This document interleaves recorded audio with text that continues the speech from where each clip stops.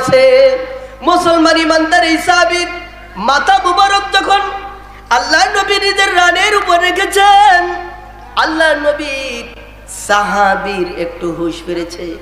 আল্লাহ নবী সাহাবী চোখ মেলে দেখে স্বয়ং আল্লাহ নবী তার দিকে তাকিয়ে আছেন। সাহাবী চিন্তা করছেন, আরে এখন আমি কি জবাব দিব? সাহাবী ঠোঁট ফুলাচ্ছেন আর মাওলার কাছে কান্নাকাটি করতেছেন, চোখ দিয়ে পানি পড়তেছে। ওগো আল্লাহ নবী, আমি তো গুনাহ করে ফেলেছি, আমার তো গুনাহ হয়ে গেছে, আমি তো গুনাহে কবিরা করে ফেলেছি। ইয়া রাসূলুল্লাহ, ইয়া হাবিবাল্লাহ, আল্লাহ কি আমাকে মাফ করবেন? অ্যাকোয়ারিয়াম কম্পিউটার, আল্লাহ কি আমাকে মাফ করবেন? আল্লাহ নবী যখন আল্লাহ নবীকে বলেছেন, আল্লাহ নবী বলতেছেন, ও সাহাবী, তুমি গুনাহের ভয়ে মহান আল্লাহ তাআলার কাছে এত পরিমাণ তুমি কান্নাকাটি করেছো, এত ভয় তুমি করেছো, তোমার চোখের পানি তুমি এই পরিমাণ ফেলেছো, এই চোখের পানি ফেলানোর কারণে আল্লাহ তাআলা তোমার জীবনের গুনাহকে মাফ করে দিয়েছেন। এবার আল্লাহ নবী সাহাবী বলেন, ওগো আল্লাহর নবী, মহান আল্লাহ আমাকে মাফ করে দিয়েছেন, কিন্তু আমি এখনো খুশি হই নাই। আল্লাহ তাআলা আমাকে মাফ করেছেন, কিন্তু আপনি আল্লাহর হাবিব, পৃথিবীর ভিতরে সবথেকে প্রিয় বান্দা আপনি, আপনি হলেন আল্লাহর দোস্ত, আপনি আমার উপর খুশি আছেন কি বলেন? আপনি কি আমার উপর খুশি? আল্লাহ নবী বলছেন, ও সাহাবী, যেখানে আল্লাহ তোমাকে মাফ করে দিয়েছেন, সেখানে আমি রাসূলও তোমার উপর খুশি হয়ে গেছি, আমি রাসূলও তোমার উপর খুশি হয়ে গেছি। আল্লাহ নবীর পাক জবান থেকে যখন এই কথা শুনেছে, এই কথা শোনার সাথে সাথে আল্লাহ নবীর সাহাবী কালিমা পড়ে দুনিয়া থেকে বিদায় নিয়ে চলে গেছে। মুসলমান ইমানদার সাহাবীর মনে ভয় ছিল মাত্র তার জীবনে একটা গুনাহ। ইসলাম গ্রহণের পরে গুনাহের ভয় এত পরিমাণ তার ঢুকেছে যে একটা গুনাহ হওয়ার সাথে সাথে তার পেরেশানি ঢুকে গেছে। আর আমরা যেই পরিমাণ গুনাহ করে কলটাকে এত কালো বানিয়ে ফেলেছি, নোংরা করে ফেলেছি, যার কারণে আমাদের কিন্তু গুনাহের কথা মনেই পড়ে না। পড়ে এর একটা মাত্র কারণ, যেদিন আমরা কলটাকে পরিষ্কার করে ফেলতে পারবো, যেদিন থেকে আমাদের কলটাকে পরিষ্কার আমরা করতে পারবো, ওই দিন কিন্তু আমাদের মাওলার ভয় ডুববে, ওদিন আমার আল্লাহর ভয় ডুববে। যে যাকে চেনে সে তাকে মানে, যে যাকে চেনে না সে তাকে মানে না। কথা বলেন ঠিক কিনা? এই এলাকার যিনি ইমাম আছেন, আমার পাশে যে হযরত বসে আছেন, আপনারা যে পরিমাণ ওনাকে ভক্তি শ্রদ্ধা আপনারা চেনেন বিধায় করেন, কিন্তু আমার কাছে তো উনি অপরিচিত। আপনাদের যে পরিমাণ ভক্তি শ্রদ্ধা তার থেকে কিন্তু আমার অনেকটা কম হবে। কথা বলা ঠিক কিনা? আমি কতটুকু করতে পারি, আমি এতটুকুই করব। দেখছি যে মুখে আল্লাহ নবীর সুন্নাত মুবারক আছে, মাথায় টুপি আছে, পাঞ্জাবি আছে, মোটামুটি লিবাস দেখে মনে হচ্ছে যে ইনি একজনকেই মুসলমান পাক্কা ইমানদার। এই জন্য আমি আমার তার সাথে এতটুকু মহাব্বত ভালোবাসা এমনিতেই আসবে। কিন্তু আপনাদের কি লিবাস দেখে আসছে নাকি লোকটাকে চিনার দ্বারাই আসছে? ইনি যদি পোশাক না পরেন আমি ওনাকে চিনতাম না, কিন্তু উনি মাথায় টুপি না দিয়ে, পোশাক না পরে শুধুমাত্র গায়ে গেঞ্জি আছে, লুঙ্গি আছে, এই মজমাতে যে কোনো এক জায়গায় বসে থাকলেও কিন্তু সবাই সম্মান করবে না? করবে না? কথা বলেন না কেন? সম্মান করবে।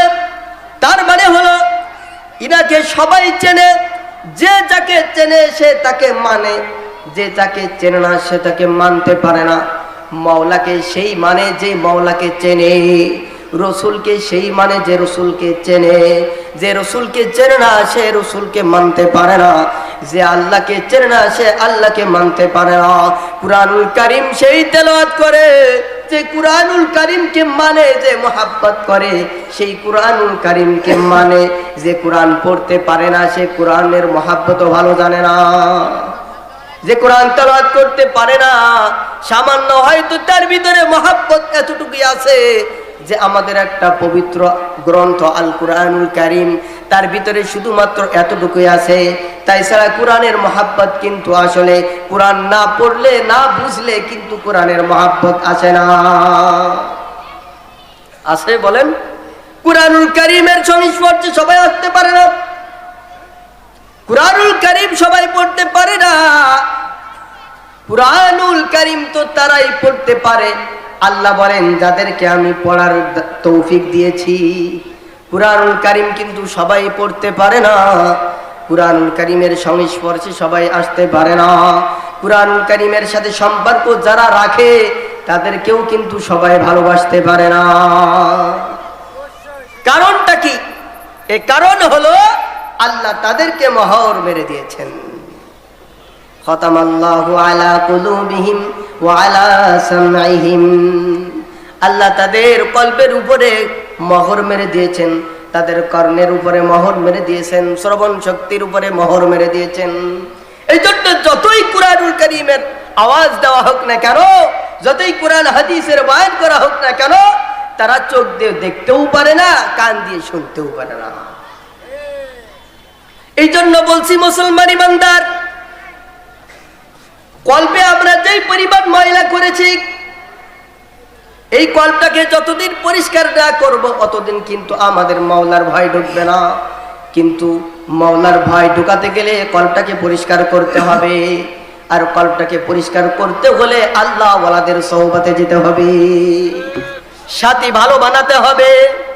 বলেন তো এখানে যারা বসে আছেন, যত সময় আলোচনা শুনতেছেন, এত সময় কোনো ব্যক্তির মনের ভিতরে কিন্তু গুনাহ করতে মনে চাবে না? আওয়াজ দেন না কেন? যত সময় এখানে আছেন, কারণ মনের ভিতরে কোনো সময় বেখিয়ারও মনে চাবে একটু মোবাইল ধরিয়ে গান শুনি। কিন্তু এই মজলিস থেকে চলে যাওয়ার পরে অনেক যুবক ভাইরা এমন আছে কানে ইয়ারফোন দিয়ে গান শুনবে কি শুনবে না। অনেক মুসলমান ইমানদার এমন আছে রাস্তায় যে যায় মোবাইলে গান বাজাতে বাজাতে যায়। এর কারণটা কি? মজলিসের একটা বরকত আছে, যারা বয়ান করতেছেন তাদের সংস্পর্শে আসার কারণে গুনাহ দূর হয়। এই জন্য আল্লাহ ওয়ালাদের সোহবতে যে যত বেশি আলেম উলামাদের পাশে যে যত বেশি ঘেঁষতে পারবে, ওই ব্যক্তি গুনাহ থেকে তত দূরে আসতে পারবে। যে ব্যক্তি আল্লাহ ওয়ালাদের কাছে যাবে না, কুরআন ওয়ালাদের কাছে যাবে না, ওই ব্যক্তির ভিতরে কুরআনের মহব্বত ঢুকবে না। যেই ব্যক্তি আলেম উলামাদের কাছে যাবে না, ওই ব্যক্তির মাওলা পাকের ভয় তার ভিতরে ঢুকবে না। এই জন্য মূল বিষয় হলো আল্লাহ ওয়ালাদের সোহবতে যাওয়া, আলেম উলামাদের সংস্পর্শে যাওয়া, কুরআনুল কারীমের সংস্পর্শে যাওয়া। যে ব্যক্তি কুরআনুল কারীমের সংস্পর্শে আসতে পারবে, ওই ব্যক্তির ভিতরে মাওলা পাকের ভয় ঢুকবে। ইয়া আইয়ুহাল্লাযীনা আমানুত্তাকুল্লাহ, তো হে ঈমানদার গণেরা তোমরা আল্লাহকে ভয় করো। কাকে ভয় করতে হবে? আল্লাহকে ভয় করতে হবে। চোখের কোনা দিয়ে আমরা কল্পটাকে ময়লা করে ফেলেছি। আল্লাহ নবী বলছেন 3 শ্রেণীর লোক জান্নাতে যেতে পারবে না, 3 শ্রেণীর লোক জান্নাতে যেতে পারবে না। আওয়াজ দিয়ে বলেন তো কয় শ্রেণীর লোক জান্নাতে যাবে না? আমরা এখানে যারা আসছি সবাই কোন জায়গায় যেতে চাই? আওয়াজ দিয়ে বলেন কোন জায়গায় যেতে চাই? সবাই জান্নাতে যেতে চাই। তাহলে 3টা আলোচনা শোনার পরে 3টা আমল যদি আমরা না করি জান্নাতে যেতে পারবো? আল্লাহ নবী বলছেন 3 শ্রেণীর লোক জান্নাতে যেতে পারবে না। লা ইয়াদখুলুল জান্নাতা সালাসা, লা ইয়াদখুলুল জান্নাতা সালাসা। আল্লাহ নবী বলছেন 3 শ্রেণীর লোক জান্নাতে যেতে পারবে না। 1 নাম্বার হলো আদ-দাইয়ুস মিনার রিজাল, 1 নাম্বার হলো দাইয়ুস, সে জান্নাতে যেতে পারবে না। কি জান্নাতে যেতে পারবে না? দাইয়ুস। এখন দাইয়ুস জানা লাগবে কি লাগবে না? সাহাবায়ে কিরাম জিজ্ঞাসা করছেন ওগো আল্লাহর নবী, দাইয়ুস আবার কাকে বলে? দাইয়ুসকে, যে দাইয়ুস জান্নাতে যেতে পারবে না, বলেন তো আমরা কি দাইয়ুসের অন্তর্ভুক্ত হব? জোরে বলেন। দাইয়ুসের আমরা অন্তর্ভুক্ত হব না, কারণ দাইয়ুস জান্নাতে যেতে পারবে না। দাইয়ুস কাকে বলে? আল্লাহ নবী বলছেন, দাইয়ুস হলো ওই ব্যক্তি, ওই সমস্ত পুরুষ যাদের বাড়িতে তাদের স্ত্রীর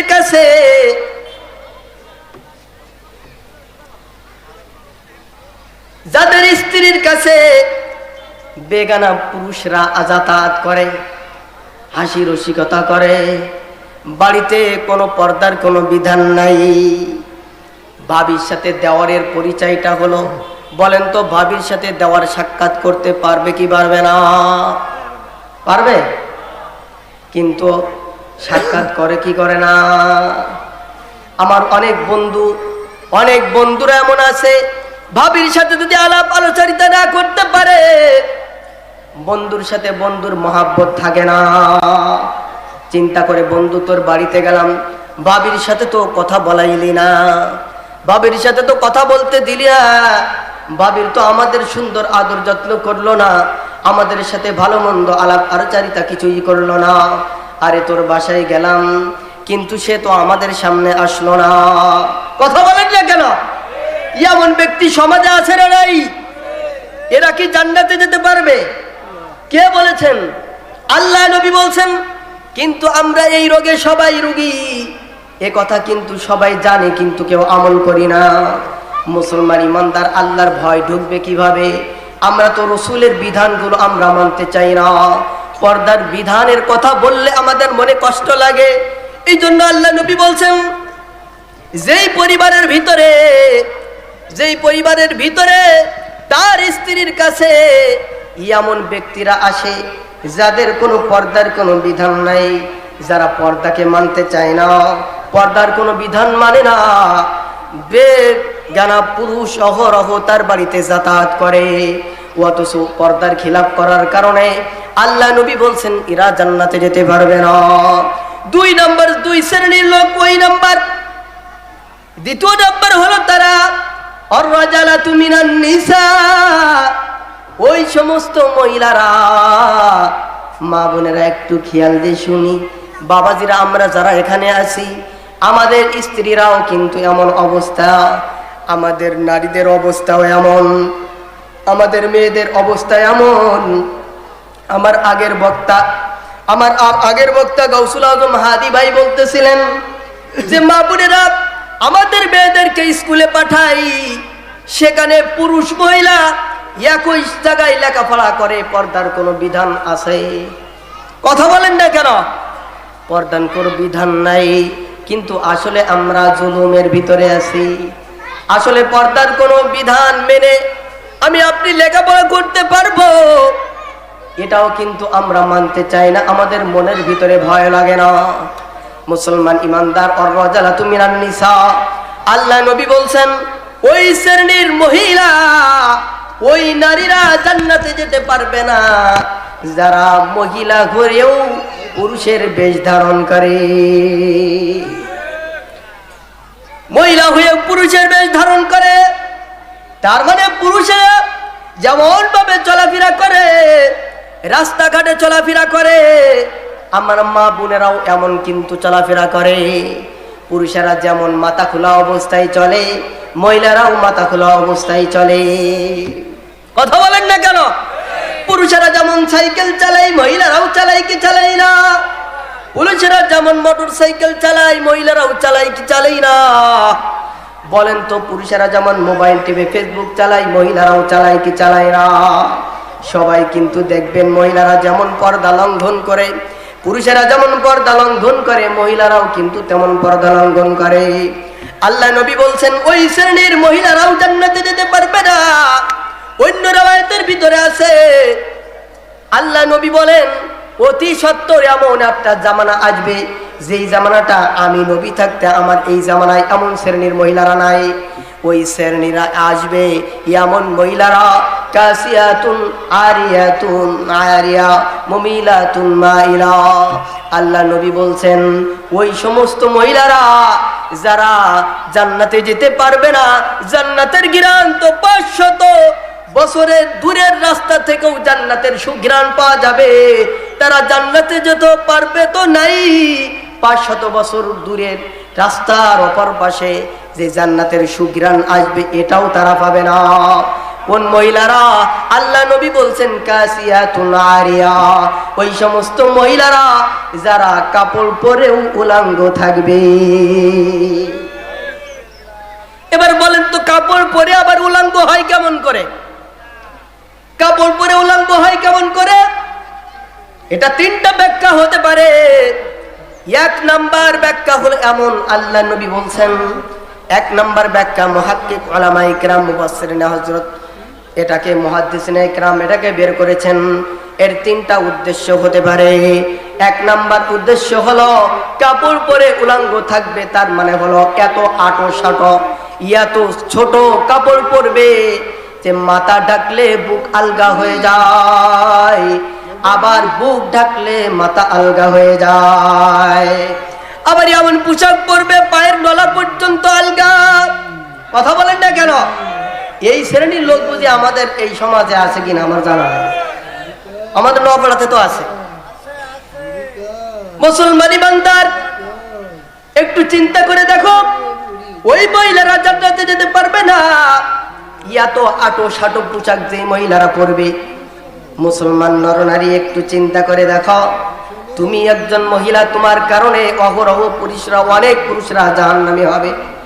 একজন মহিলার কারণে অনেক পুরুষ জাহান্নামী হবে। একজন মহিলার কারণে অনেক পুরুষ জাহান্নামী হবে। ওই মহিলার কারণে যত পুরুষ জাহান্নামী হবে সবার গুনাহের ভাগ কিন্তু মহিলাকে নিতে হবে।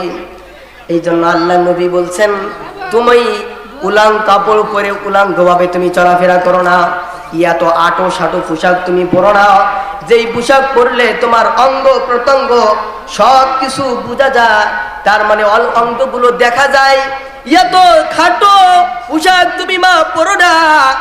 যদি তুমি পরো, তুমি যদি পর্দার বিধান লঙ্ঘন করেই থাকো, আমার কোনো বিষয় নাই রে মা। একটু চিন্তা করে দেখো, আল্লাহ নবী বলছেন তুমি কি জান্নাতে যেতে পারবা না? তোমার যদি আল্লাহ পাকের ভয় থাকে, তোমার যদি কবর জগতের ভয় থাকে, জাহান্নামের শাস্তির কথা ভয় থাকে, মা তুমি এমন ভাবে চলাফেরা করো না। 2 নম্বর ব্যাখ্যা এমন হতে পারে, আল্লাহ নবী বলছেন যে ওই সমস্ত মহিলারা জান্নাতে যেতে পারবে না এমন পাতলা পোশাক মহিলারা পরে, যেই পাতলা পোশাকের কারণে শরীরের পরিপূর্ণ অবয়ব, চেহারা, আকৃতি এই পাতলা পোশাক দিয়ে সব কিছু দেখা যায়। এমন উন্না ব্যবহার করে যেই উন্নাতে সব কিছু দেখা যায়, এমন কাপড় ব্যবহার করে এত পাতলা, যে পাতলা কাপড় দিয়ে সব কিছু শরীরের অঙ্গ প্রত্যঙ্গ সব কিছু বোঝা যায়। মা এমন পোশাক যদি তুমি পরে রাস্তাঘাটে চলাফেরা করো, আল্লাহ নবী বলছেন লা ইয়াদখুলুল জান্নাহ, তুমি জান্নাতে যেতে পারবে না। ওমা একটু ফিকির তৈরি করো। এই বয়ানে আসার উদ্দেশ্য হলো আখিরাতের ভয় তোমার কলিজার ভিতরে ঢুকানো। তুমি যদি জান্নাতে যেতেই চাও আল্লাহকে ভয় করো।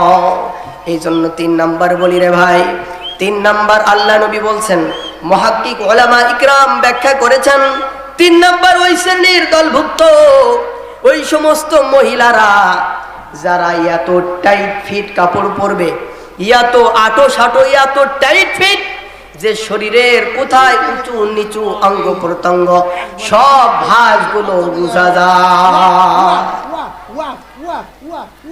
এই 3টা শ্রেণীর লোক আল্লাহ নবী বলছেন যে কাপড় পরেও তারা উলঙ্গ থাকবে। কাপড় পরেও তারা কি উলঙ্গ থাকবে।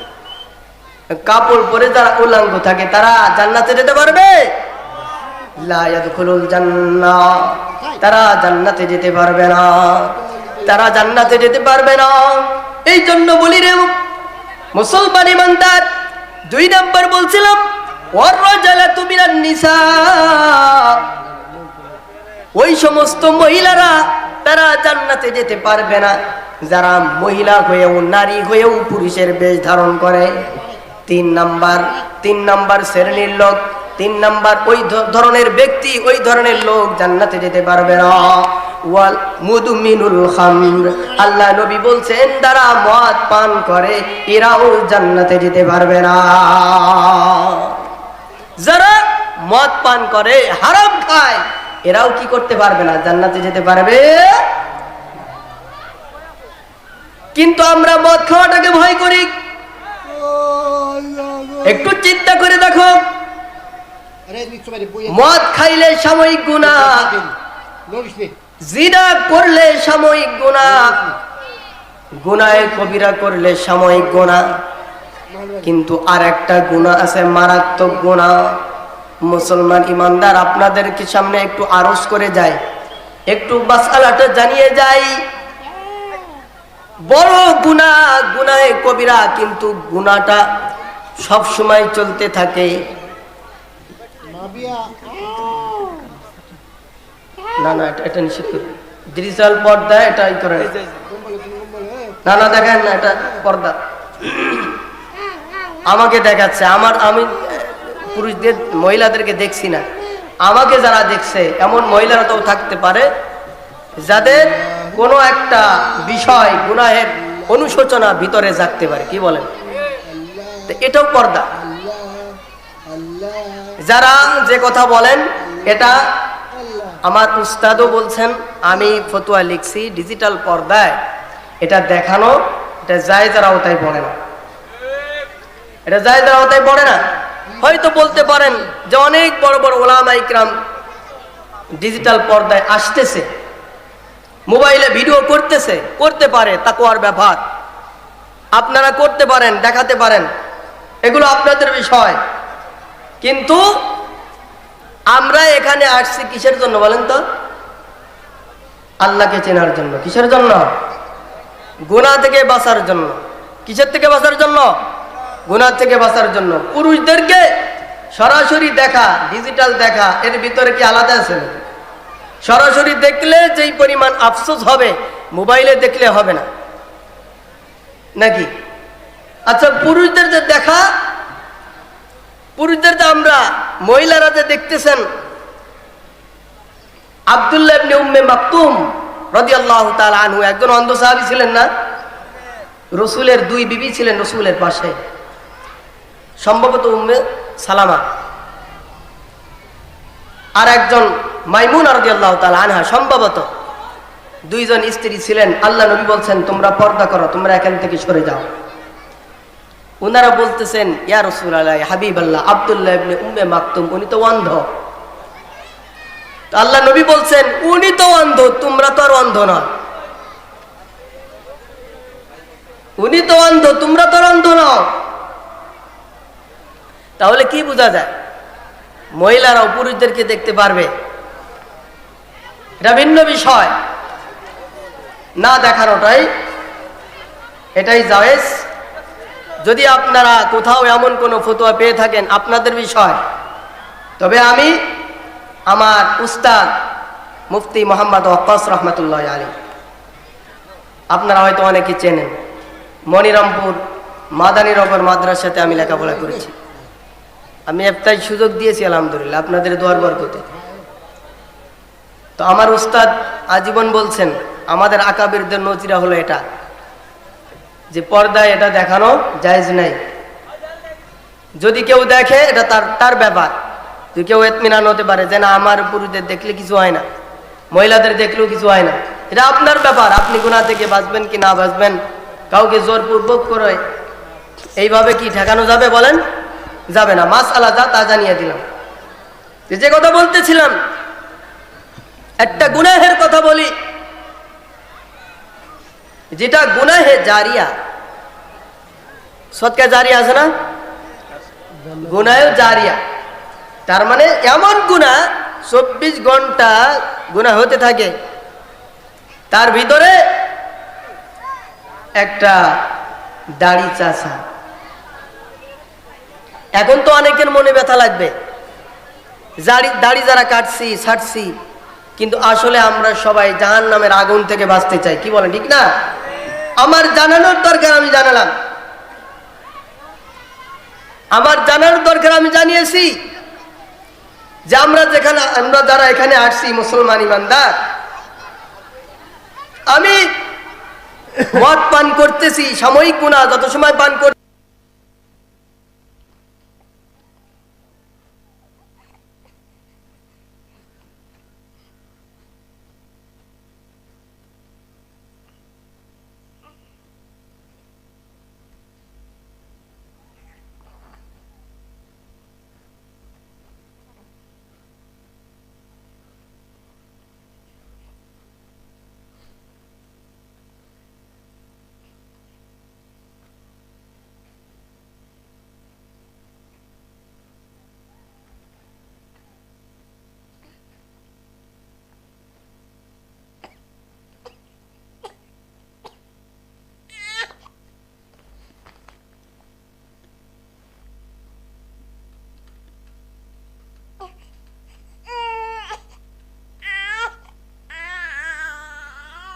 মুইতে দিয়েছেন নাকি দেখিনি?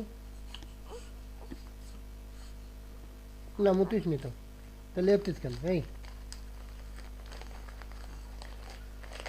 এই এফতিস কেন তুই? হ্যাঁ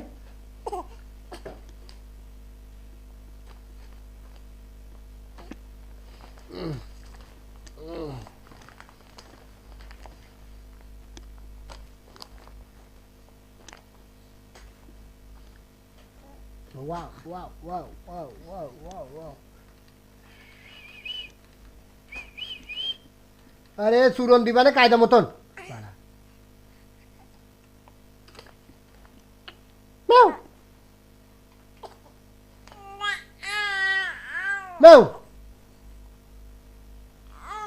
Meow. Meow. Meow.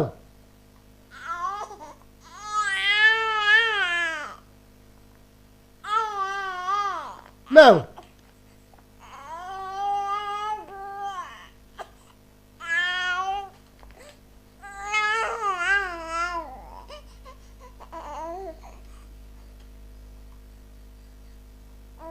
Hmm.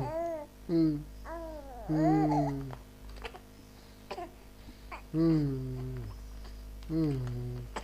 Hmm. Hmm. এই দেব দেব দেব, এত খিদে লাগলে হবে না। হ্যাঁ ভালোর কান তোর কান্দা একটু দেখি আজকে আমি। কান কান কান এই সাইকেল থাকলে কি আছে? দেখতে ইচ্ছে না তো এই ইচ্ছে, দেখ গাড়ি মশলা হচ্ছে, দেখ এরকম দেখ দেখ এনে দেখ, তোর যত খুশি দেখ, যা দেখ, এত দেখা যায় দেখ।